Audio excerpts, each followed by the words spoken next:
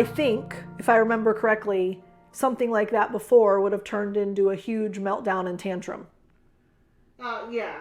Okay, so whenever there's acquisition of new skills, there is usually too far of a push in the new scenario. So let me help you understand what I mean by that. So it used to be, because I was actually just looking at this. Yeah. Wrong page, hold on. You said, wrong page again. You said he can go from 0 to 100 very quickly if things don't go his way. He gets angry and has tantrums and meltdowns. So I would say that would be a scenario like he doesn't get his video games anymore. It would have gone to that.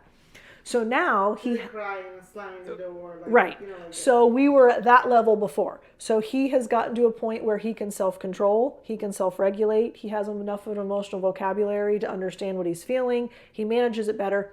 Unfortunately, what happens is, though, it goes from, I used to go to the crying, slamming, screaming, tantrum, whatever. Well, now I'm not there. Huge growth. But now I want you to know how I feel, so I'm too mouthy about it. In other words, like, I'm learning how to verbalize my feelings now, whereas before he would show you what he was feeling. It was all behavioral and emotional, right? Okay. Well, now he's verbalizing, which is huge growth. But he hasn't learned how to rein in the verbal aggression. Because look, what kind of aggressive behavior was he demonstrating with the slamming, screaming, crying? He's always had that aggressive reaction, right? Now it's verbalizing it. Yeah. Okay, so it's a huge shift in a good way. But he's now taking it too far with the mouthiness. So while huge improvement, we have to get him to a point where he now, like, in other words, when he's doing that, you can say, you're angry and you don't want to play video games, but if you would like to talk to me about this, you can talk to me in a calm, respectful way. But if you choose to yell at me, you choose for me not to have this conversation with you. So he has to learn an alternative to the verbal aggression, because don't we want him to be at a point where he's able to tell you that he doesn't want to have to turn off the video games? Like, that's a huge shift.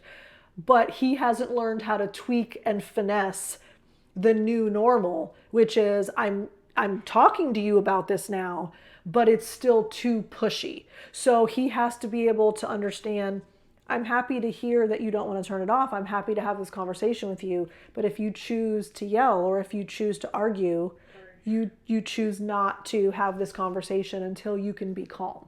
So it's kind of giving him a new option within his learned skill set.